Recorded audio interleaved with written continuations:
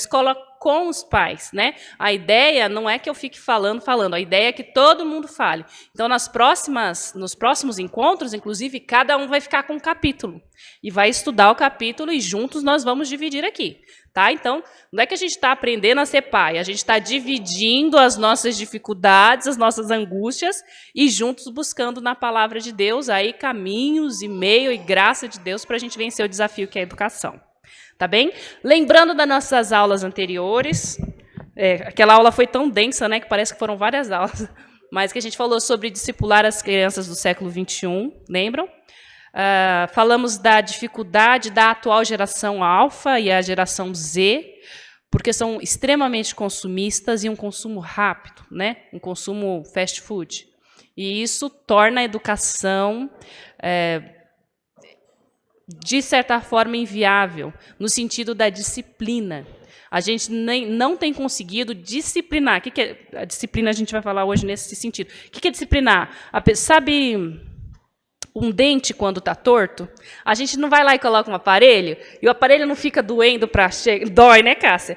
Para chegar para frente, porque o médico vai disciplinar o seu dente para ele entrar nos trilhos, né?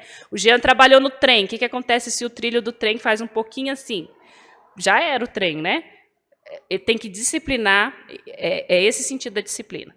Tá, ok? Então, essa geração consumista, a gente tem tido dificuldade no sentido da disciplina, porque tem um acesso a uma gama de informações grandes, e aí o conhecimento não é tão valorizado mais, porque é acessível, porque é descartável, né?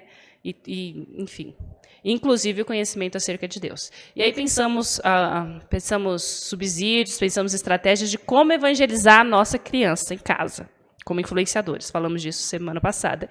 E caímos na questão do gênero, né? Foi um tempo que gastamos com isso, da ideologia de gênero. Eu e a Cíntia, que estamos em sala de aula, a gente falou um pouco para vocês do que está acontecendo, e a Dulce, né, a Irene também, que somos professoras, do que está acontecendo na atualidade, que às vezes a gente fica sentado em berço esplêndido esperando, não sei o que a gente está esperando, porque o sentido que a gente queria era alarmar. Não é hora mais do crente morno. O crente morno vai ser engolido pela sociedade. Não vai ter jeito. Tá? Então, a partir de nós, os nossos filhos não vão poder ser mais ou menos crentes. Aliás, não era ideal nunca ser, né? Mas sabe aquela vida de domingo? Esse crente não vai aguentar. A gente tem que se armar. Não é hora mais do pai ficar sentado esperando a televisão criar os nossos filhos, nem a escola. A educação tem que estar nas nossas mãos. E depois, a gente conversando sobre tudo que falamos na palestra, eu achei que a gente poderia, já pensando nessa questão de gênero mesmo, pensar sobre a educação de meninos, nesse primeiro momento. E aí indicamos esse livro, Futuros Homens. Os irmãos conseguiram ler? Sim! Conseguiram ler? Era pequenininho. Perfeito. Então, né? Vamos lá. Futuros Homens. Gente, o pastor Douglas Wilson, que é o autor desse livro, ele, junto com a sua esposa, ele tem uma série de livros sobre família. É um best-seller nos Estados Unidos. É uma série muito boa. Ele é um pastor de uma igreja reformada e ele é conservador. E ele fala sobre família, sobre a mulher no lar, sobre meninos, fala sobre o casamento, noivado. É uma série bem interessante. É um pouco densa a leitura dele, um pouco mais pesada. A tradução também, às vezes, não ajuda um pouquinho. Mas eu achei que dá para a gente aproveitar bem pelo papo que a gente teve na outra questão. Se os irmãos quiserem procurar livros dele na internet, é um pouco caro, eu achei um pouco caro, mas vale a pena. Esse é o tipo de livro, irmãos, que quem tem menino tem que comprar. Eu acho que eu já li esse livro umas 5 vezes, porque cada vez que o Natan está numa fase diferente da vida, eu leio e eu aprendo outras coisas, porque eu não vivi aquilo ainda. Então, nós vamos caminhando, vocês vão entender por que é importante os irmãos que têm meninos, avós de meninos, mães e pais de meninos, terem esse livro para consulta mesmo, para estudo a cada fase, ok? Então, vamos lá. Futuros Homens. Criando meninos para enfrentar gigantes. A nossa segunda escola de pais ou com os pais. Pode passar. Ele vai começar a introdução falando que os meninos são o futuro homem. O slide anterior, por favor. Ele está passando o slide sozinho? Eu acho que eu deixei no PDF, né? Ele vai começar falando sobre fé versus incredulidade. Conta que, quando a gente olha para uma menina, facilmente a gente entende que ela vai ser uma mulher. A menina brincando de boneca, a menina, poxa, olha, vai ser uma dona de casa, vai ser uma mãe. Vai ser... Mas quando a gente olha para um menino, dificilmente a gente enxerga, poxa, vai ser um pai de família, vai ser um trabalhador. Porque a gente vê a imaturidade, a gente vê questões de agitação e fala, poxa, como é que esse menino vai ser meu médico? Né? Não tem uns alunos que a gente olha e fala assim, meu Deus, ele vai ser meu médico. Esse aluno aqui vai ser o meu advogado, vai ser meu fisioterapeuta. E é isso, né? Você olha para o Pedrinho, ele vai ser o nosso pastor. Né? O Isaac vai ser o nosso diácono. E aí? A gente consegue olhar os meninos com esses olhos da fé? Quanto a gente olha as meninas e fala, poxa, Yasmin é fantástica, vai ser uma professora de escola dominical formidável. Será que a gente olha com esses mesmos olhos para o Breno? Estou nomeando aqui que é para chegar perto da gente mesmo, né? Por quê? A imaturidade dos meninos às vezes afeta a nossa fé. É isso que o autor traz. Ele fala, a fé distingue entre aquilo que deve ser preservado e o que deve ser abandonado. Define o pecado na visão bíblica. Já a incredulidade reprime, aponta e destrói. Por exemplo, ele traz um exemplo também. Quando um menino briga na escola. Quando ele chega em casa com bilhete, a gente já vai em cima, você brigou na escola, leu o alfabeto inteiro para ele. Você perguntou por que ele brigou na escola? E aí ele traz um exemplo, que um menino brigou na escola e contou para o professor de escola dominical. E o professor era um futuro presidente dos Estados Unidos, o professor da escola dominical. E aí o professor perguntou, o que aconteceu? O fulano bateu na minha irmã, eu fui defendê-la, empurrei o fulano e ele caiu. O professor da escola dominical falou assim, parabéns, te dou $1. E deu $1 para ele. Só que da próxima vez você não vai resolver com violência, você vai resolver conversando, chama um adulto, etc. E aí o autor fala assim, atenção ao princípio. Eu corrigi o pecado da agressividade, mas eu valorizei a intenção do menino de defender a sua irmã. Entendem? E aí, toda hora no livro, ele vai nos trazer isso. Qual a intenção? Qual a intenção por trás? Corrija o pecado, faça com que a criança entenda aonde ela errou no processo, mas valorize a intenção. Assim você vai estar preparando os homens para serem homens. Né? Pode passar para o próximo. E aí ele fala sobre essa questão de fé. O que é isso, ter fé pelos nossos filhos? Então ele fala que os pais têm a fé em Deus em prol dos seus filhos. Que isso que é fé. Você tem a convicção de coisas que você não vê e a certeza que vai acontecer para Deus em prol do que os seus filhos serão. Assim, os seus filhos terão essa fé também em Deus no futuro.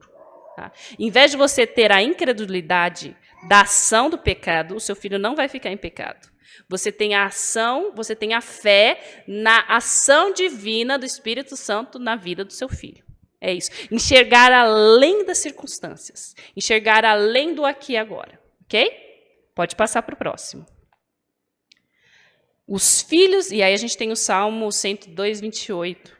Os filhos dos teus servos habitarão seguros, e diante de ti se estabelecerá a sua descendência. A gente tem que crer nas promessas de Deus na vida dos nossos filhos. A gente tem que crer em Deus, né? O que vai salvar não é a fé na fé. O que vai salvar é Deus. Tá, ok? Vamos abrir alguns textos, por favor? Chesca, Salmo 91. Dona Generosa, Daniel 4:3. Ricardo, Salmo 146, 10. O que Deus fala dos nossos filhos?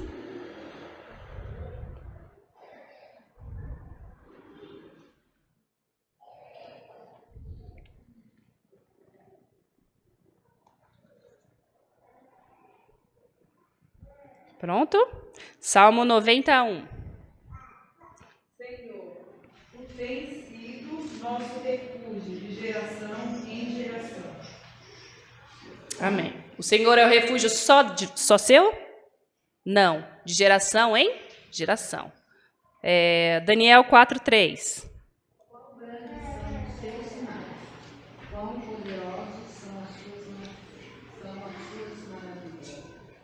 O seu reino é reino simples e eterno, e o seu domínio de geração em geração. Onde que está o domínio de Deus? Só em nós? Não, de geração em geração. Salmo 146:10. O Senhor reina para sempre. O teu Deus, ó Sião, reina de geração em geração. Amém. O Senhor reina só nessa geração? Não, de geração em geração. Irmãos, é o que nós falamos na reunião passada. O Evangelho é uma religião de passar o bastão. A participação. O Evangelho é uma religião de passar o bastão, né? A gente não vai encobrir aos nossos filhos as maravilhas que Deus fez nas nossas vidas. A gente vai passar para a geração vindoura aquilo que a gente aprendeu. E por isso que nós estamos aqui.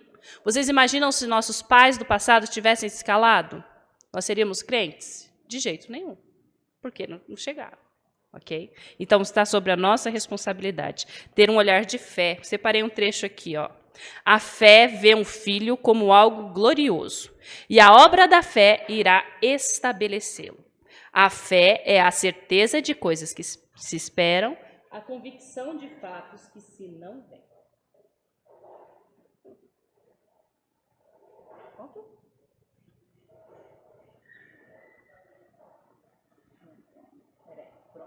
Fica aqui sentadinho. Tá bom? Tá meio bonitinha, tá manhosa. Né? Tá manhosa. Mas hoje é de homens, Manu, não é de mulheres, tá bom? E aí, vamos retomar aqui. As brigas são um bom exemplo do quanto a distinção é necessária, né? De fé e incredulidade. Naturalmente, os pais não desejam encorajar a agressividade em seus filhos, mas a agressividade não é a única coisa em jogo. Os pais tampouco querem encorajar a timidez e a covardia. Há momentos em que um homem tem que lutar. E isso a gente planta na infância. Vamos para o primeiro capítulo. E aí vocês já têm o capítulo com vocês, quem quiser, ficar à vontade, tá bom? O perfil da masculinidade bíblica. Respeitando o contexto, irmãos, né? Um norte-americano é uma outra cultura. Às vezes, quando a gente lê esses livros norte-americanos, está um pouco distante da nossa cultura, né? Principalmente aqueles que falam de casamento, né? Eu não gosto muito de casamento quando fala norte-americano, porque eles falam assim, quando eu e John estávamos sentados à beira do jardim, olhando os nossos filhos brincarem no quintal, eu olhei para a cerca, falei, gente, que jardim, que cerca, que café da manhã juntos, a gente não pode.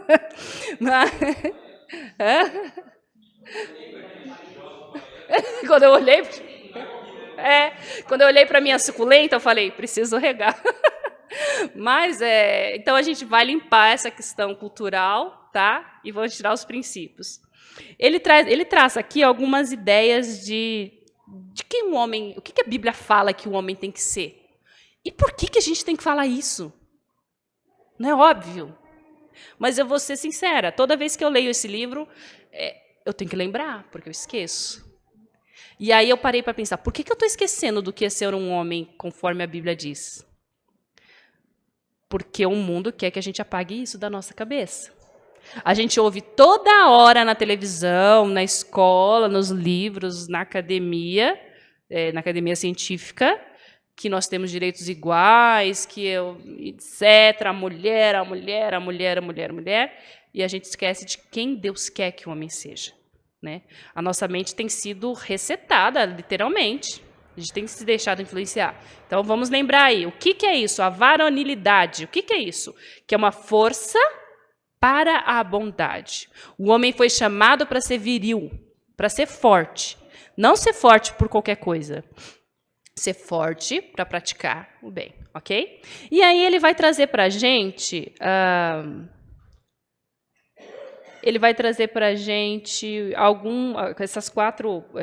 na verdade, são 5 passos que ele indica que o homem tem que ser. Mas antes eu queria que você lembrasse de alguma coisa aqui. Você já fez uma viagem sem saber para onde você ia? Alguém já viajou? Vou viajar hoje. Não. Alguém já foi pegar um ônibus onde ela ia? Ela tinha um princípio, ela tinha uma ideia de onde ela queria chegar, mesmo assim ficou insegura. Ah, deu certo. Às vezes a gente faz isso com educação. A gente não tem o perfil do que é ser um homem bíblico e a gente vai criando nossos filhos igual a Tiesca. Ah, eu acho que é para esse rumo aqui. Eu vou para esse rumo aqui. Ou às vezes a gente não tem nem rumo. A gente não tem nem rumo, a gente vai criando, vai vivendo. É só dar alimentação e água, né? Não deixa a criança morrer, né? Até os 3 anos, o objetivo é não deixar a criança morrer. Vai dando água e a criança vai se criando, não sabe para onde chegar. Se a gente não faz uma viagem sem saber para onde quer chegar, a educação não é diferente. A educação é o chamado mais importante do pai e da mãe, e da avó e do tio. Aqui a gente vai chamar todo mundo. A educação é o seu caminho mais importante. O seu filho é a continuidade sua aqui na terra. Ele é que vai levar a tocha do evangelho depois de você. Se você não sabe o que Deus quer para a vida dele, como é que você vai fazer esse caminho aí? Vai pegar metrô, trem, ônibus, quando você só precisava atravessar uma rua a pé. Temos que saber o caminho, né? E esse perfil eu enxerguei como isso. Falei, olha que interessante. São 5 figuras de linguagem que vão nos ajudar a gravar, né? Quem o homem tem que ser, segundo a Bíblia? Vamos lá. Imagem e semelhança. Tem esse aí também.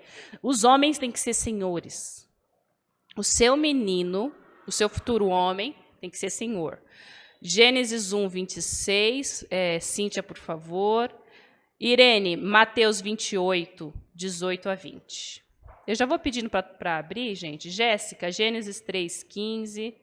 Fábio, Gênesis 2, 15. Tio Zé Osmar, 1 Coríntios 11, 7. Tá? Já vamos deixar os textos abertos, a gente já...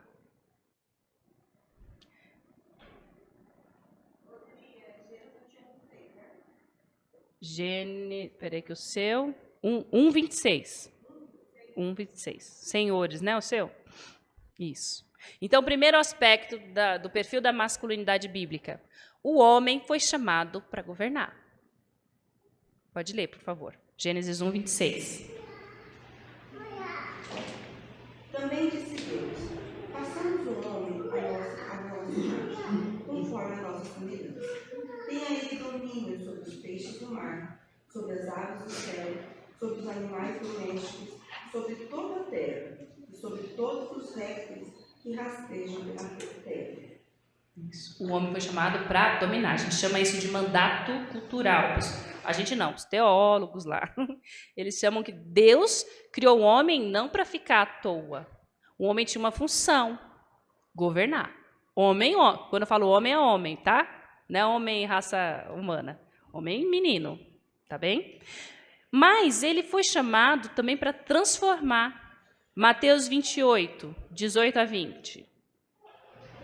Jesus aproximou-se a eles, dizendo: toda a autoridade me foi dada no céu e na terra. Ide, portanto, fazei discípulos de todas as nações. Batizai-os em nome do Pai, do Filho e do Espírito Santo, ensinando-os a guardar todas as coisas que vos tenho ordenado. E eis que estou convosco todos os dias até a consumação do século. Amém. Os discípulos tinham que fazer novos discípulos. Eles tinham que chamar pessoas para Jesus. Mas essas pessoas tinham que ser... Não é ide pregar o evangelho. A ordem é ide, fazei discípulos. Ele foi chamado a ser líder desses discípulos. O homem foi chamado a conquistar. Dificilmente você vai ver uma menina brigando com outra por território. Como assim? No recreio, vamos pensar, é que é a minha vivência, gente. Vocês já foram crianças, já foram no recreio. Você já viu um menino só passando, só andando no outro, e eles se cruzam, o que eles fazem? Não fazem? Não vontade de bater. Só para trombar. O que é? Não fazem isso. Essa coisa de território, essa coisa de casa na árvore, ele colocou, o autor colocou esse... sabe a casa na árvore? Eu falei, não sei. Vocês lembram desse exemplo? O menino tem que fazer uma casa na árvore para ele ser o dono da rua. Porque o dono da rua é a Mônica, não é nem o Cebolinha aqui no Brasil. A gente não tem casa na árvore. Mas essa questão de dominação, de território, de querer abraçar, é do menino. E até onde a gente tem podado o nosso menino de ter um território, né, de exercer liderança onde ele está, ensiná-lo a liderar, né, ensiná-lo a ser senhor, ensinar sobre essa responsabilidade. Nas brincadeiras. Limpando o pecado, tá? Limpando o pecado. Corrigindo o pecado, é essa a vertente do livro inteiro. Corrija o pecado e exalte o senso moral que ele está querendo desenvolver naquela hora. Tá? Mas os homens foram chamados, e aí é que ele usa também uma figura agricultores, né? Eu usaria aqui para o nosso, vamos abrasileirar, tutor de pet, né? Porque a gente não tem aonde fazer agricultura, né? E o autor vai falar assim: coloca o seu filho para arar a grama, né? Para cortar a grama do seu jardim. No máximo, o vasinho da planta da nossa. Não temos jardim, Douglas. Mas eu pensei, por que a gente poderia trazer para ensinar os nossos filhos sobre a vida, sobre a manutenção da vida? Um pet, né? A responsabilidade que um pet traz é muito semelhante que uma agricultura traz. Ele vai plantar, ele vai colher, mão na terra mesmo, mão ali no cachorro, cuidando, lavando, dando comida, limpando o cocô. Mas quem que dá o crescimento? Deus. Então, o homem foi chamado para dominar, mas ele não foi chamado só para ser chefe. Ele foi chamado para colocar a mão na terra. Tá? Gênesis 2,15.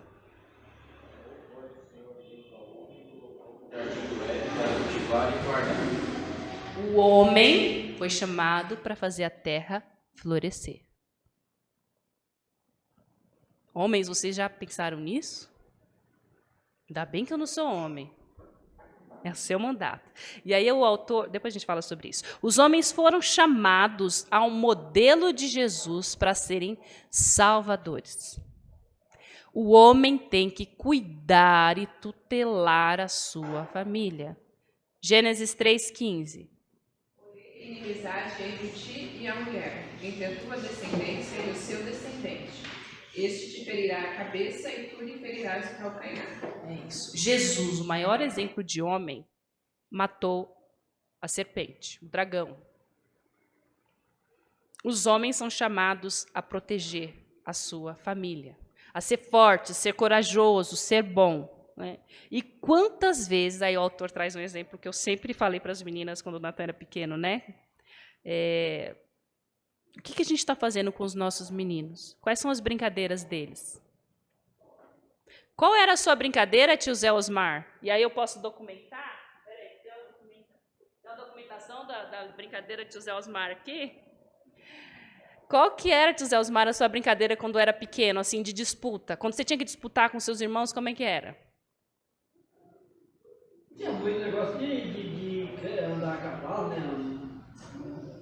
Assim, né? Jogar bola, tinha... Na bola, no futebol, resolvia. Espada, você pegava um galho e... Pau, pau, pau. A gente tinha um negócio de jogar mamona, né? Guerra, era uma guerra. Jogava mamona. Os nossos meninos conhecem mamona? Conheço. Não, vocês não, os nossos meninos, vocês são homens. A nossa geração ainda brinca com isso, né? Quando o nosso filho pega um cacto que tem espinho, o que a gente como mãe faz? Põe a mão, vai morar. Quando ele pega uma espadinha para brincar de espada, o que a gente faz? Nossa, quanta violência, guarda essa espada, não... muito violento. A gente nem compra mais armas e espadas e escudo para os nossos meninos, porque é muito violência, está estando a violência. E com essa preocupação, gente, não estou falando que tem que citar a violência, vamos, né? Lembra do princípio, limpa o pecado e valoriza o conceito que você quer ensinar. Os nossos meninos têm que ensinar, vocês têm que aprender a ser o Salvador. Efésios não fala isso? O marido, você tem que dar vida pela sua mulher. Que menino que a gente está criando? Será que o nosso filho teria essa coragem de entrar na frente de um tiro para proteger a sua esposa, a sua filha? É isso que a gente tem que pensar. Os nossos meninos têm que ser criados para salvar a família deles. Eles serão esses futuros homens. Então, atenção nas brincadeiras. Tá? Limpa o pecado, fica com o princípio. Eles foram chamados também, os homens, a serem portadores de glória. 1 Coríntios 11, 7. Entretanto, que saibais ser Cristo o cabeça de todo homem, e o homem o cabeça da mulher, e Deus o cabeça de Cristo. É isso. Não precisa nem explicar, né? O homem é o chefe da casa. Eles portam a glória de Deus. Eles são representantes de Deus aqui na terra. Ok? Vamos ensinar aos nossos filhos isso. E sabedoria. Os nossos meninos têm que ser sábios. Conhecimento científico mesmo, aqui ele faz, o autor traz, né? Um conhecimento acadêmico. E nesse mundo cada vez mais perdido, a gente conversou isso no encontro passado, os nossos filhos eles vão ter que estudar em dobro. A gente está sentindo isso já, né? Os ataques do inimigo vão ser tamanhos, já são. As ideologias do inferno são tamanhas e já são. Que os nossos filhos têm que estar antenados no presente, aqui agora, e no geral. Tá? O que eu estou aprendendo agora? Isso é para a glória de Deus? Ok, conhecimento bom, guardo na caixinha. O que eu estou aprendendo agora? Isso é para a glória de Deus? Não, esse conhecimento não vem de Deus. Exclui. Olha que trabalho que as nossas crianças têm que ter. Tem que estudar mais, tem que ter sabedoria. Tá?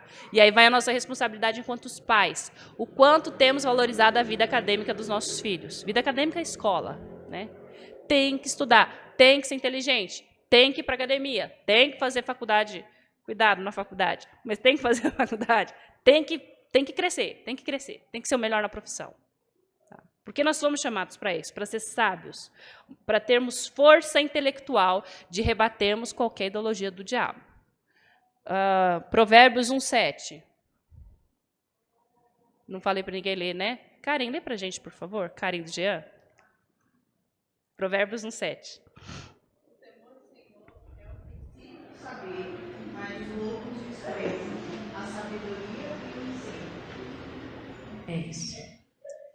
O princípio do saber, né, vem de Deus. Deus é o centro, né? O nosso objetivo de conhecimento é conhecer a Deus para glorificá-lo como ele tem que ser glorificado. Se os irmãos quiserem anotar, fazer alguma questão aí, eu esqueci de ter entrega no começo, tá? E aí no próximo encontro a gente vai dividir sobre esses pedidos e agradecimentos da família, um por família, tá bom, Cá? Nessa primeira parte, uma coisa que eu até falei com você ontem, nossa, achei polêmico. Não queria levantar e até perguntar para você. É sobre quando o autor fala, uma coisa que causa muita estranheza na nossa sociedade hoje. E não só ao pessoal que é muito de feminista, quando ele fala que existem características que de fato são de menina e a gente tem que cultivar nos meninos. E características de menina que a gente cultiva nas meninas. E as meninas, como você falou, elas são mais decentes. Mas se não vão mais decentes, mais aquilo. Só que hoje a sociedade vejo um jeito muito ruim, pejorativo, a gente falar para os meninos. Só vai brincar de carrinho, só vai brincar de espada, porque eles falam, nossa, que retrógrado. Isso, a gente até como cristão, muitas vezes, a gente encara de um jeito ruim, a gente deixa a criança brincar do que ela quer, porque tecnicamente, o autor até fala isso, não seria um real problema, porque generalizando, não seria um real problema, mas como a sociedade, da forma como está hoje, a forma como hoje se apresenta, a gente tem medo mesmo disso. E ele até usa generalizando, quando Jesus fala sobre os fariseus. Jesus vai dar bronca nos fariseus e generaliza. Só que a gente sabe que existem fariseus que não tinham aquelas atitudes que a maioria dos fariseus que Jesus fala tinham. A mesma coisa a gente trazendo para os homens, quando ele fala, o menino não pode, por exemplo, ficar experimentando roupa na frente do espelho, porque é uma característica feminina. E aí, como a gente encara isso de uma forma muitas vezes ruim, até nós cristãos mesmo, falando, nossa, mas eu vou impedir o meu filho disso, eu vou impedir o meu filho, assim, por exemplo, ele, principalmente menino e menina, quando a gente tem irmãos, que o menino pega a boneca da menina, às vezes, pra, sei lá, pra fazer qualquer coisa. Então, como a gente cristão, a gente enxerga isso também? Eu achei, eu achei polêmico. Mas eu enxergo, até quando você falou, hoje a gente tem medo de deixar os meninos brincar e sabe? Eu enxergo que hoje é o caminho que a gente tem que seguir, de fato. Quando tem medo, de fato, você vai brincar dessas coisas, visto como a sociedade está hoje. E até das meninas. As meninas já têm um pouco mais característica menos, mas os meninos a gente tem mais medo nesse sentido, né? E o livro fala bem sobre isso. Foi interessante a colocação, Lore. A questão E aí ele é ultraconservador, esse pastor, né?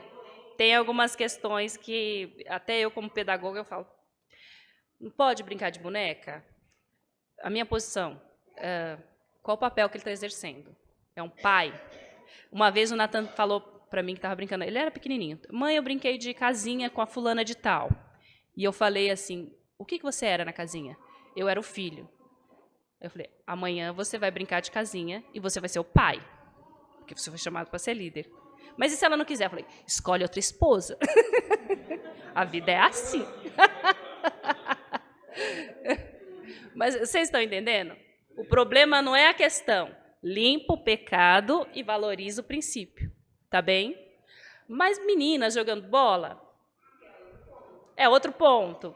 Não vejo assim, né? O futebol desenvolve muitas coisas de psicomotricidade. Agora a questão é, a postura da menina, a gente não está falando de menina, né? Mas a postura do menino está feminina? Vamos podar aqui, tá? Posso brincar de boneca? Não, você pode ser convidado para participar de uma brincadeira de menino se você exercer um papel de homem. Mas não pode ser só aquilo, né? Essa é a questão. Consumo. Lembra que a gente conversou sobre as gerações? O que molda a ideologia da geração? O consumo. Quando o mercado percebeu que vai ganhar mais dinheiro falando para o cabelo afro, usar o cabelo afro, que ele vai ganhar o dobro de dinheiro porque usa creme pra caramba, ao invés de fazer a progressiva, o que o mercado vai fazer? Não estou falando que está errado, tá, gente? Só estou falando que é o que acontece.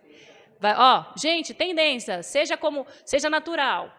Só que aí você tem que fazer um permanente para o seu cabelo ficar enrolado certo, você tem que usar o creme X. É o natural, mas não é o natural. Quando o mercado percebeu que o homem vaidoso vai consumir mais, e o homem tem poder aquisitivo mais do que as mulheres, os homens ganham mais para as mulheres. É laser para homem, é calça de... é peruca, é implante, enfim. Ok?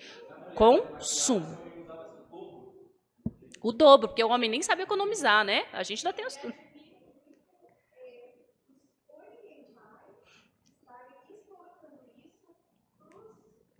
Gente, eu acho tão claro. E é um princípio bíblico, né, dona G? Deus deu papéis. Não somos diferentes, mas nós temos funções diferentes.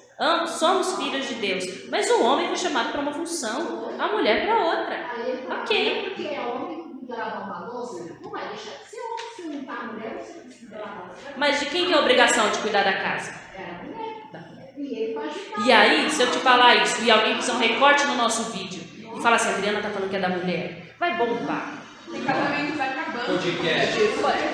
Cortes da Adriana. Cortes. Por quê? É contra a cultura falar o óbvio. A mulher... Mas depois a gente não está falando de mulher, a gente está falando de homem. Homem, um chamado ao pai, próximo slide. E aí esse chamado ao pai foi, né? Esse capítulo eu achei tão pesado, irmãos, principalmente para os pais. Numa sociedade de mães, isso me doeu muito. Né? Me doeu muito. Cadê os pais? Dia das Mães aqui na igreja, a gente tem que comprar 45 lembrancinhas. Dia dos Pais eu compro 20. Cadê os nossos pais? E aí, o autor ele vai trazer algo muito interessante, que não é o anterior, por favor. O chamado ao pai. Ih, cadê o chamado ao pai? Não, então estou falando errado. Pode passar. É depois, né? Então, eu falei a ordem errada, desculpa. E aí a gente vai cair no que a gente está falando mesmo, né? A efeminação e a masculinidade... Nossa, eu ditei errado aí, perdão. A masculinidade bíblica, né? Vou ler aqui. E aí o autor vai trazer isso, se os irmãos quiserem contribuir também. A macheza, que seria... como é que se fala? Machismo, tá? Isso é antibíblico. Machismo é pecado. Ele traz macheza, questão de tradução. Né? É pecado. E a masculinidade falsificada. Ou seja, as virtudes que não seriam do garoto, que é uma masculinidade falsificada, versus as supostas virtudes que, na verdade, não são virtudes, que seria o machismo. Tá? Você leva virtudes, poxa, tem que ser forte. Então você ensina o menino a ser grosso. Não pode chorar, não pode derrubar. Você ensina o menino a ser insensível, a ser duro, a ser mal educado, a maltratar. Não. Mas, em contrapartida, a gente eleva algumas virtudes que não são dos homens. E aí ele é um homem, mas ele é um homem insensível, na linguagem de hoje. Então, não é contra a cultura, é isso? Não é contra a cultura? Aí, se você é um homem forte, se você é um chefe de família, você é um masculino tóxico. Complicado. É opressor, retrógrado. Contra a cultura. Tá? E aí fala dos garotos femininos. E aí a gente tem que lembrar. Temos que ensiná-los que Deus não erra. A gente fez uma programação da UCP que foi brilhante. Os irmãos lembram, né? Os homens da igreja, os adultos, foi tão importante. Porque os nossos meninos aqui da comunidade, eles não têm figura masculina. Eles são criados por mãe solo, chega na escola, só tem professora, e os homens que conhecem são mau caráter. Aonde eles vão querer, como é que eles vão querer ser homens? Não vão. Isso é óbvio. Por que a gente está nesse mundo tão perdido? Porque os homens não foram homens. Como é que vai querer ser homem, gente? E aí, eu ouvi de um membro aqui da igreja, pais espirituais. Nós temos que ser pai e mãe espiritual das nossas crianças aqui da comunidade. Okay? Temos que ter essa referência. E homens, o chamado é para vocês. Eles não têm homens. Masculinidade falsificada. Criar desculpa, não assumir a responsabilidade. A autoridade flui para aquele que assume a responsabilidade. Aí está a geração Z e a geração alfa todinha, né? A culpa nunca é minha. Nunca é minha. Desculpa, Vini. Sempre é do outro. O Samuel tem uma piada que ele fala assim, a culpa é minha, eu posso colocar ela em quem eu quiser. Mas é isso. Uma criança, um menino, ele não está sendo ensinado a assumir a sua responsabilidade. Vou ter que falar do Natan, coitado. Mãe, tirou uma nota baixa lá em inglês. Foi porque o colega da frente estava conversando comigo, eu não copiei a lição direito. Falei, o quê? O colega, falei, não. Ué, quem tem que prestar atenção? Você. Chamei, fiz ele entender de quem que é a culpa. Mas, gente, foi um trabalho tão grande ele entender que a culpa era dele e não do outro. E a gente não vive essa sociedade de colocar a culpa no outro? Ah, eu sou assim porque eu não tive pai. Eu sou assim porque a minha mãe me batia. Eu sou assim por isso, por aquilo. Né? Porque a gente não nomeia o pecado e não trata. Né? A minha luta, e eu acho que essa é a direção do livro que ele quer, nomeemos o pecado. Em toda ação disciplinadora, nomeie o pecado para o seu filho. Filho, você está pecando pela omissão. Isso é pecado. Você não está assumindo a sua responsabilidade. Filho, você está pecando porque você não teve domínio próprio aqui. Vamos trabalhar o domínio próprio? Okay. Próximo.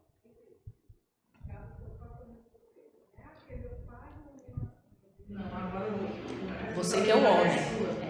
Você já cresceu. Deixa pra lá. É isso. E aí a gente vive uma sociedade de traumas, onde o trauma justifica tudo. E aí, estava pensando nos meus botões. O cristão não tem que ter trauma. A gente tem pecados não tratados.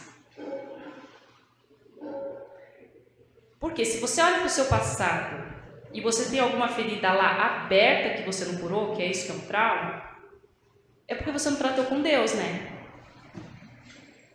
E aí é pecado. E o pecado, quando eu calei os meus pecados, os meus ossos adoecem. Você adoece mesmo. Se a gente pensar nas gerações, que eu acho que é o pulo do gato, toda a sociedade está sendo desenhada para você não errar. Vocês já viram jogos de videogame das nossas crianças? Tem um movimento que chama gamificação. Está estourando aí na educação, na publicidade, que é aprender através dos jogos. Só que tem um problema que eu tenho percebido. A criança não erra. E ela tem 500 opções até ela acertar. Aí ela fez aqui, clicou aqui. Ah, não é esse, tenta de novo. Clicou aqui. Não é esse. Aí quando ela acerta, aquele monte e solta fogos e tudo. Mas quando ela erra, não tem, olha, você errou. Frustração lidar com Não tem a frustração do erro, é isso. Então a criança acha que ela é tão inteligente. Eu já sei isso aqui. Porque a gente não está disciplinando mais uma vez, né? Está faltando disciplina, nesse sentido que a gente conversou. Aí, coitado dos homens hoje. Gente, o chamado ao pai. O autor vai falar. Não é um chamado ao pai? Ah, mantenha o equilíbrio, perdão. Eu tô querendo bater nos pais antes do... Mantenha o equilíbrio, gente. É isso, ó. O chamado de Deus é esse desenho aí. Deus chamou o homem para proteger a família, para prover a família. Deus chamou a esposa para ser submissa ao seu esposo e os filhos a serem obedientes aos seus pais. Não tem segredo. Ok? Essa é a família da aliança. Fazer as coisas como Deus exige. A gente tem que fazer as coisas como Deus exige. Aí tem as histórias, né? A gente até falou na escola dominical, que Deus fulminou Nadab e Abiú por oferecer fogo estranho. O Saul, quando quis fazer o papel do sacerdote Samuel, está em 1 Samuel, também foi rejeitado por Deus por causa disso. Uzá foi morto quando foi segurar a arca. Por quê? Não é do nosso jeito que Deus quer ser adorado. É do jeito dele. A Bíblia é um manual de instrução que a gente tem que conhecer para a gente aplicar. Pode passar para o próximo. Um chamado ao pai, de novo. Agora sim, o chamado ao pai. E aí o autor traz algo muito interessante que ele fala, que o grande problema da educação atual é que os pais não têm ideia do que Deus quer que eles sejam como homens. Né? O Senhor, o agricultor, o Salvador, os provedores de glória, o sábio. Os homens esquecem de quem eles querem, quem Deus quer que eles sejam, por isso não tem clareza na educação. Lembra do ônibus? Os homens não estão sabendo aonde tem que chegar. E aí ele vai falar sobre a disciplina. Ele traz uma antítese, falando que às vezes um pai... Essa parte eu vou ter que ler porque é pesada. E é ele que está falando, não sou eu. Que às vezes um pai muito grosseiro, ao invés de corrigir, vai trazer ira para o seu filho. Assim, uma disciplina rígida não é suficiente em si. Um pai também deve ser sábio no modo como usa sua força. Muitos pais fortes e enérgicos acabam sendo tolos na maneira de como usam sua força com os garotos. Homens fortes normalmente são competitivos e homens competitivos geralmente competem com seus filhos. Eis porque muitos pais fortes têm filhos fracos. Ele nunca permitiu que o filho tentasse fazer coisa alguma. Ou quando tentou algo, foi muito bom o suficiente e a resposta foi disciplinar. Foi sempre desproporcional e injusta. Esse tipo de disciplina vem de pais obcecados por controle, que precisam fazer tudo do jeito deles. Aí o autor não traz essa questão de disciplinar com o amor, né? A disciplina tem que ser por vias do amor, e não por vias da justiça, ou da arrogância, ou do orgulho quebrado. Toda vez que eu penso em disciplina, outro assunto que ele traz, que o menino, isso eu achei, não sei se eu concordo, eu tenho que pensar, os irmãos depois falem. O menino tem que ser disciplinado pelo pai. Isso ele traz. Ele traz assim, a mulher não vai saber o que é uma disciplina recebida. O pai sabe o que é uma disciplina recebida. Não sei. Depois a gente caminha mais para frente com ele.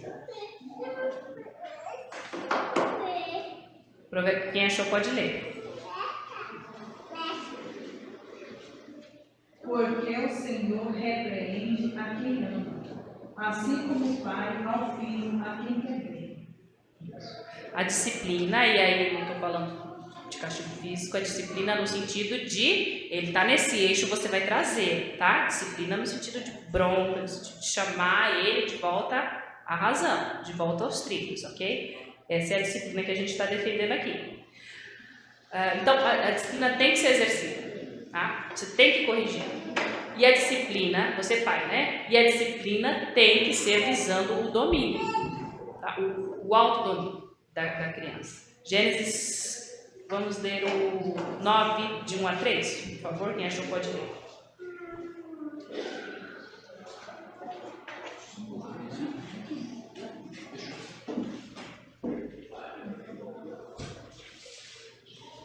Abençoou Deus a Noé e a seus filhos e lhes disse: sede fecundos, multiplicai-vos e enchei a terra. Pavor e medo de vós virão sobre todos os animais da terra e sobre todas as aves dos céus. Tudo que se move sobre a terra e todos os peixes do mar, nas vossas mãos serão entregues. Tudo que se move e vive ser-vos-á para alimento. Como vos dei a erva verde, tudo vos dou agora. Isso, é isso. O chamado ao domínio aconteceu na criação do mundo com Adão. E Deus repetiu a ordem depois do dilúvio. Então Deus destruiu tudo, mas com Noé a aliança foi relembrada. Homem, domine sobre a criação. Por isso que é estranho qualquer outra ideologia de colocar o homem igual aos outros seres. Deus não nos chamou para isso. Deus nos chamou para a dominação. Quando a gente tem a clareza disso, quantas coisas a gente limpa, né? Então isso não pode, isso pode.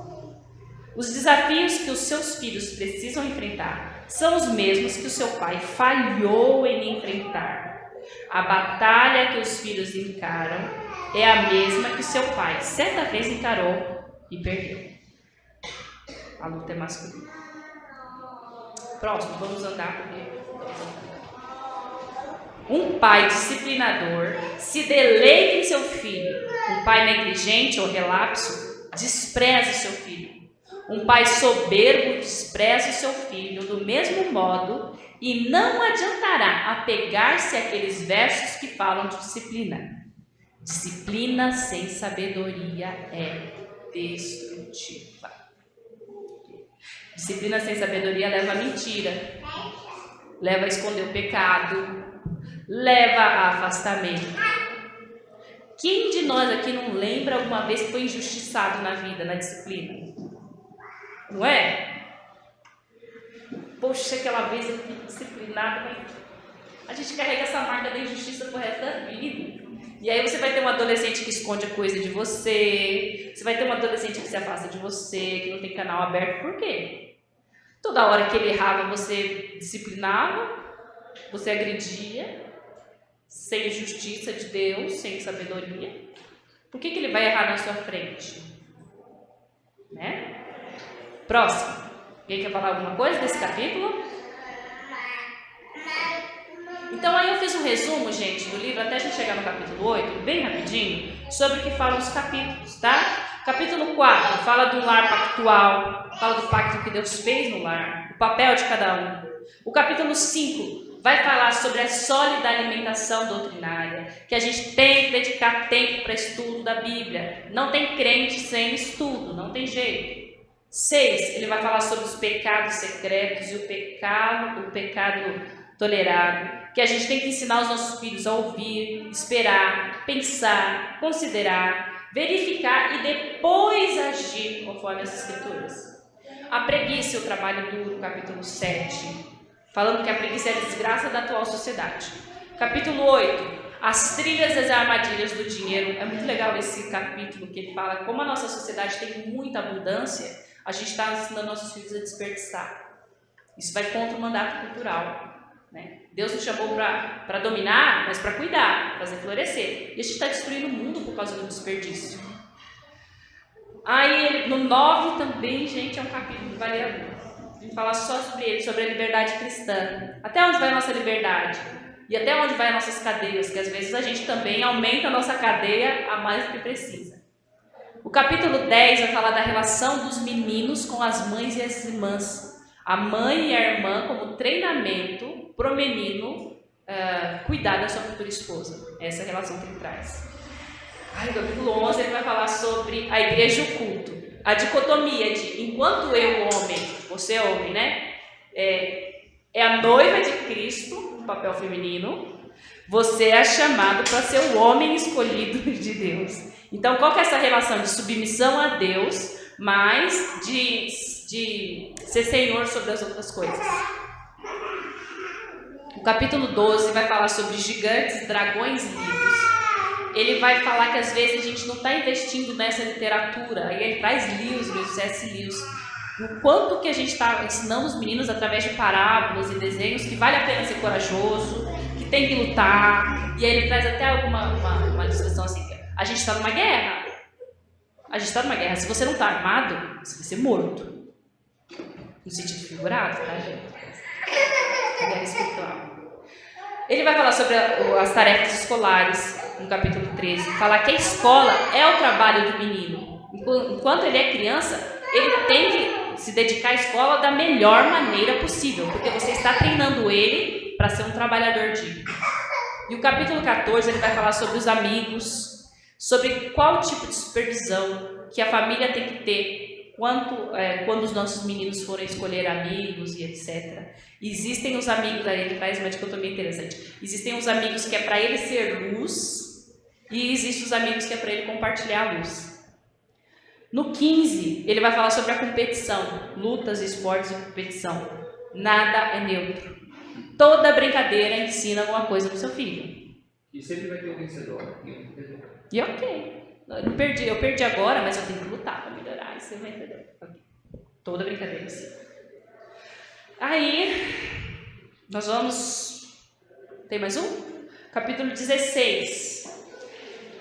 Esse eu vou ter que reler daqui a uns anos. Ele vai falar sobre garotas e sexo, respeito com cuidado e as armadilhas da imaginação e gente de carne e osso. 17, o cortejo e noivado, né? Que tipo de esposos a gente tem que orientar e como orientar os nossos meninos a buscarem um tipo de esposa cristã. O 18 a gente vai falar agora, os desprezos pelos modismos, e depois ele vem com a conclusão que o nosso coração é cheio de ídolo. E a gente coloca muita coisa no lugar de Deus.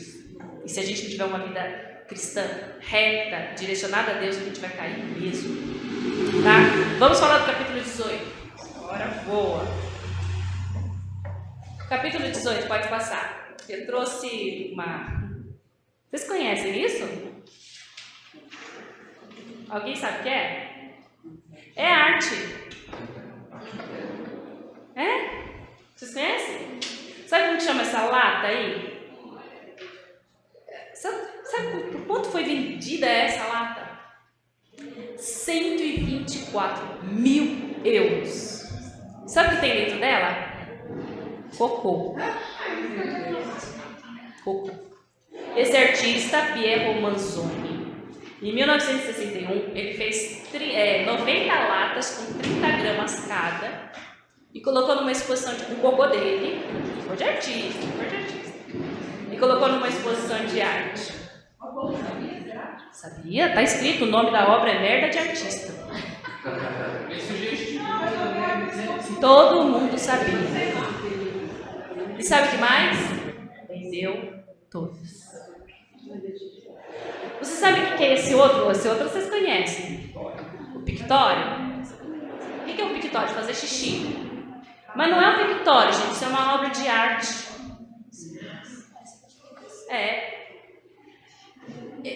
Duchamp, eu não sei pronunciar. Ele é um dos artistas mais estourados na arte moderna, né, do século XX.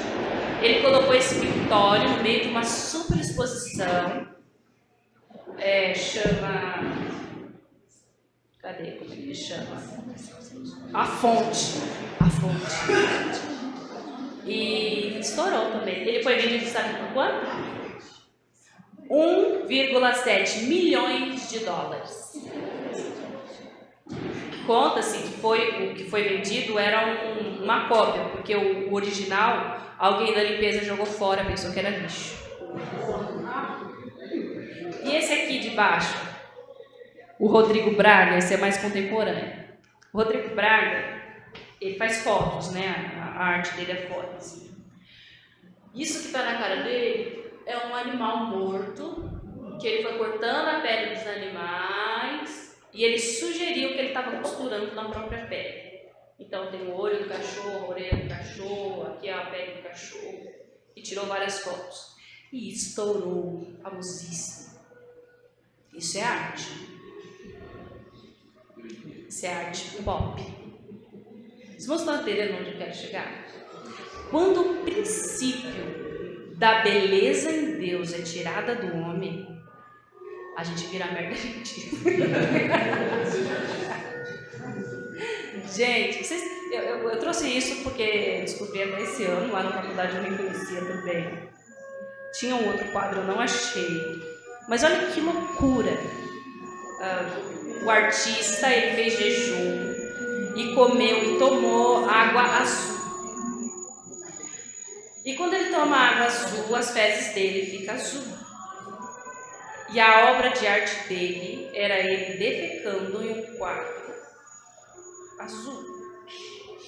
E foi vendida por milhares, não achei essa obra, milhares, sei lá, mais de $100, milhões de dólares. O que eu quero trazer aqui, gente? Os tempos são maus. E a arte é só uma faceta da cultura que a gente está vivendo. Quando a gente não enxerga a beleza de Deus, quando o humano está no centro do mundo, é isso que vai ter. Pô. Não é loucura? Mas essa loucura não está só na arte.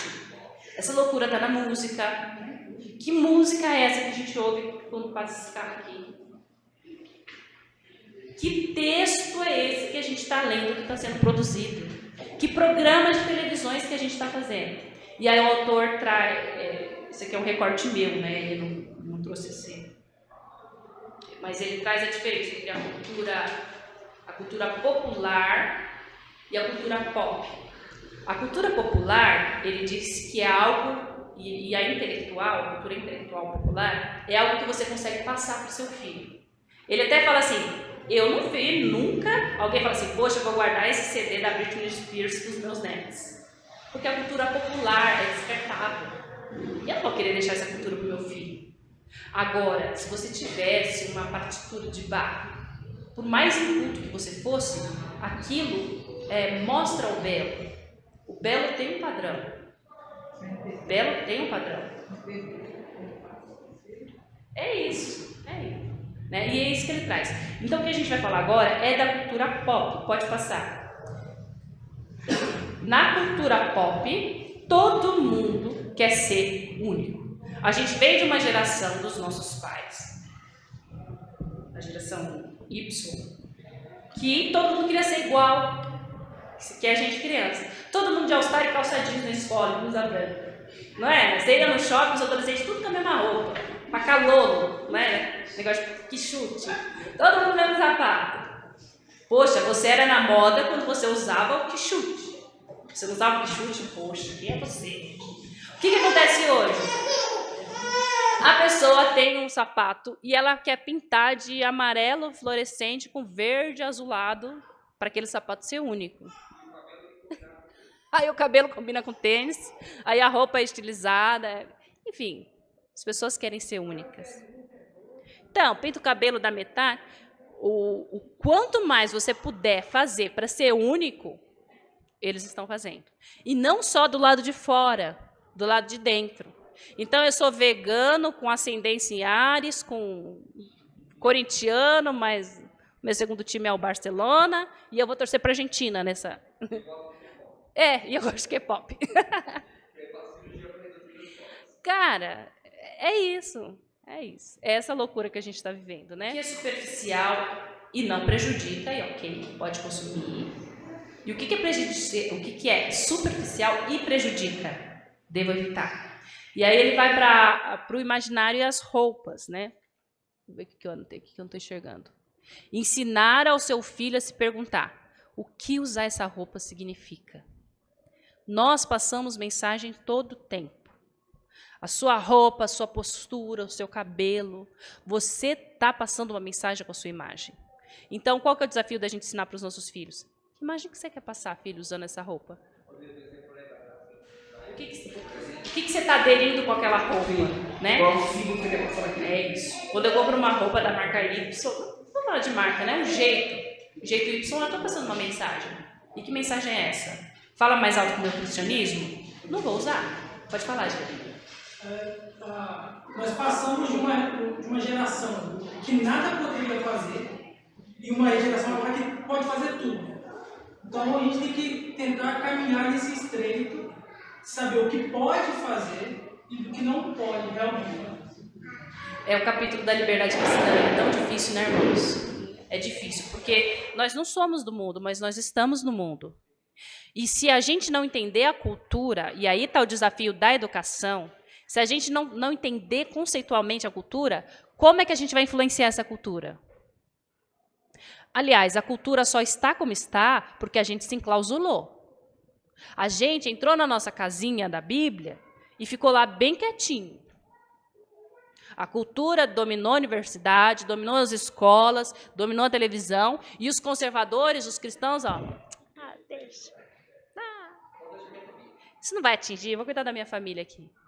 Complicado, né? Complexo. E essa geração não aceita o porque sim, porque sim. É pecado e pronto. Por que é pecado? O que é pecado? Qual é o princípio aqui? Por quê? Porque o conhecimento é de todo mundo. Antigamente, na geração dos nossos avós, a pessoa podia pegar a Bíblia e falar assim, é pecado usar calça jeans. Porque só a pessoa lia, só ela tinha a Bíblia, não tinha um conhecimento tão disseminado. Todo mundo tem o conhecimento, acesso ao conhecimento. E em 1930 surge a pós-modernidade uma tese muito interessante. Não há mais verdade absoluta. Então, aí começa um declínio na sociedade. Por quê? Se não há mais uma verdade absoluta, a palavra de Deus já não é absoluta mais. Deus morreu. Então, se eu tenho um argumento e ele não é absoluto, você tem o seu e isso não é verdade. Agora, ninguém mais tem um direcionamento correto. Aí, o que vai surgir, o irmão presbítero José estava falando? Uma geração que era muito forte foi gerando uma geração fraca. E agora nós vivemos um tempo difícil que a geração é muito fraca. Só que quando essa geração está muito embaixo, vai gerar tempos muito difíceis. E aí vai gerar novamente uma geração forte. Porque tempos difíceis vai precisar de homens fortes. E o que a gente está fazendo aqui é exatamente esse movimento de gerar homens fortes para que exista novamente um tempo bom. Entende? E a gente estava lá em cima, decaímos com a pós-modernidade, e agora a gente tem que começar a subir de novo. É um movimento, a Bíblia inteira tem essa história. Redenção, queda, redenção. Redenção, queda, redenção. Você não cuida de uma semente, uma brota, outra não? Você deu mais cuidado para uma do que para outra? O crescimento vem de Deus, né? Deus é mantém. Mas o que a gente tem que crer? É que o princípio fica. E no tempo de Deus, os nossos filhos vão ser chamados de volta do Evangelho. Nós somos presbiterianos, a gente acredita na eleição. A gente acredita na leitura que a gente fez, que a nossa geração vai ser abençoada. A semente está lá. No momento de Deus, se ele for um eleito, Deus vai fazer brotar. Mas é a nossa esperança, tem que ser. A gente pode ler todos os livros, a gente pode ter uma vida piedosa, posso fazer jejum 3 vezes por semana pelo meu filho. Se ele não for eleito, mas eu tenho que fazer minha parte. Eu fui chamada para fazer minha parte. E a minha parte eu vou fazer com todas as forças que eu tiver. Os nossos também. É a diferença entre a loucura e o conforto. Né? Se você não acreditar nisso e persistir nisso, você vira ateu. Você vira ateu. Você fala, Deus não tem. As minhas orações não saem do teto, sei lá, né? Mas para cada sofrimento, Deus tem um propósito. É saber olhar pela ótica da graça. Né? Irmãos, cultura pop acabando. Vamos lá. Maturidade constante e buscarmos a sabedoria bíblica. Deus nos abençoe e nos ajude a ensinar os nossos filhos aos princípios. E aí, uma coisa que eu queria destacar aqui já para a gente terminar. Se não for pecado, não se apresse em julgar. O pecado não está em toda a cultura. Não é porque a gente falou, nossa, agora merda na lata, tá tudo, nada me presta, nada. Não. Tem a graça comum. Deus, né, nós todos os seres humanos, as criaturas, os que não são filhos, são criaturas e refletem a glória de Deus mesmo em pecado. Há coisas belas na cultura. Qual que é o nosso exercício? E a gente não pode fechar o nosso filho numa cápsula de gospel, que o gospel de evangeliquez, sem que ele conheça o mundo, a cultura, a cultura popular intelectual. Nosso filho tem que conhecer, porque o belo existe e Deus reflete o belo. Ok? Mas qual que é a nossa dificuldade? Vai ser o nosso exercício aí. Ajudar a equilibrar. Ok? Vamos para a conclusão.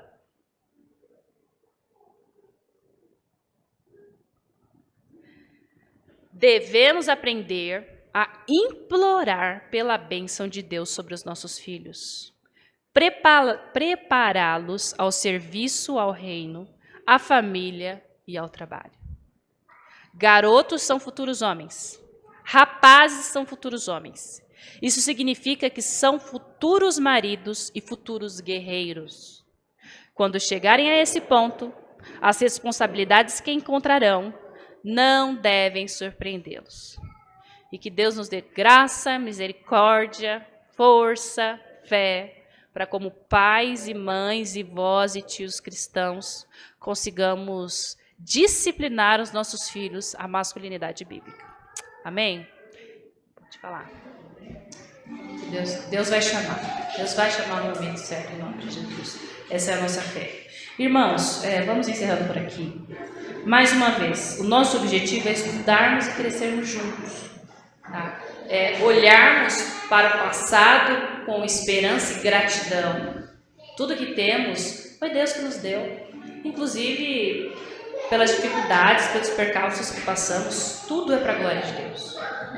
Nosso objetivo aqui não é julgar uma geração ou outra, falar que agora que a gente está certo, tem essa questão, mas é juntos crescermos e olharmos, junto como comunidade, igreja é isso, a gente é um corpo, aonde a gente precisa melhorar, quais são as brechas que a gente tem que tampar, qual arma que eu tenho que usar agora, é um escudo, é um machado, é uma espada? Vamos nos armar, tá? E vamos orar, queridos. Antes de orar, nosso próximo, como eu imaginei o caminho, eu imaginei que a nossa palestra ia ter uma dificuldade na questão da disciplina. E eu acho que vai ser um tema que os irmãos gostariam de estudar. É mais leve, tá? As 5 linguagens do amor das crianças. A gente fez com os casais as 5 linguagens do amor. Fala sobre comunicação, né? A comunicação cristã na educação das crianças, usando aqueles princípios das 5 linguagens do amor. Um livro bem leve, gostoso, me ajudou bastante. Então vai ser isso que a gente vai estudar para o próximo mês, tá? Próximo mês a gente vai fazer online, tá bom? Eu sei que não é legal, mas eu quero essa participação, tá vendo todo mundo falando. Mas eu vou trabalhar 2 domingos esse mês por conta da eleição. E aí tem aniversário da igreja. Aí acabaram os domingos, né? Só tem um, aí ficaria corrido. Seria o segundo domingo, ia estar muito perto. Então a gente vai fazer online, no final do mês eu passo para os irmãos. Para a gente não ficar assim. Se os irmãos tiverem alguma sugestão, se os irmãos quiserem o meu livro emprestado, pode pegar, tá bom? Vamos orar, queridos. Já vamos agradecer pelo almoço também, né? Pai querido, nós agradecemos porque o Senhor é bom, apesar de nós.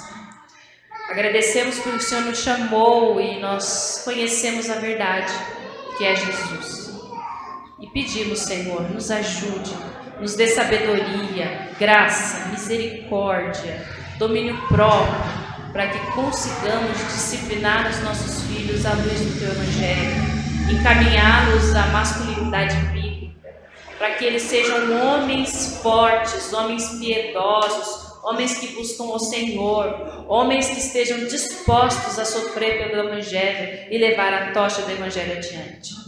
Nos ajude, Senhor, a sermos instrumentos de bênção na vida dos nossos pequenos. Agradecemos pelo nosso almoço, agradeço pela vida de cada um aqui nesta tarde.